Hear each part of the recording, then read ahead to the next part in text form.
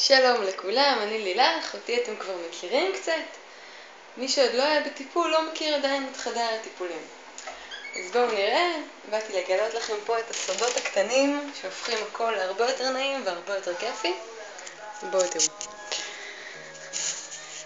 זה הפמות שלי, יפהפה, שאפשר לשים עליו 3 נרות. קרם חמאה, אנחנו משתמשים בו לעיסוי כף הרגל, עיסוי רפלקסולוגי. קצת שמנים ארומטיים, שמן עץ התה ושמן אקליפטוס, שאותם שמים בתוך המבער, כדי שיעדה אותם ויעשה ריח נעים בחדר.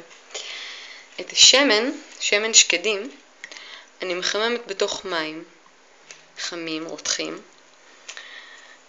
כי מה שקורה כשהם מחממים אותו על אש, זה שורף את השמן, ואז הוא מגרד על הגוף, וזה לא נעים. מה עוד יש לנו פה? פה יש רדיאטור, עם מגבות חמות, נעימות. אין דבר יותר טוב ממגבות חמות בחורף. זו מנורת לבה, יפהפייה, שקיבלתי במתנה מאיתי ודינה. תודה רבה לאיתי ודינה החמודים. זה ציור יפהפה. ועוד אחד. את שניהם ציירה רחל צוקרמן, המוכשרת. אלה אבנים חמות. לידם אני שמה קופסה עם מים קרים, כדי שיהיה אפשר לקרר אותם, שלא יהיו חמות מדי, שלא ישרפו אתכם. פה יש אבנים חמות, פה בפנים. בואו נראה.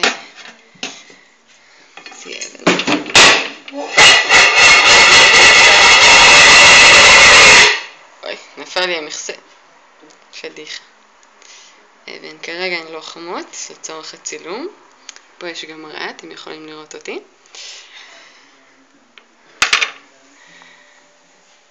וזהו. תודה רבה שהצטרפתם אליי. ושתהיה לכם שבת שלום.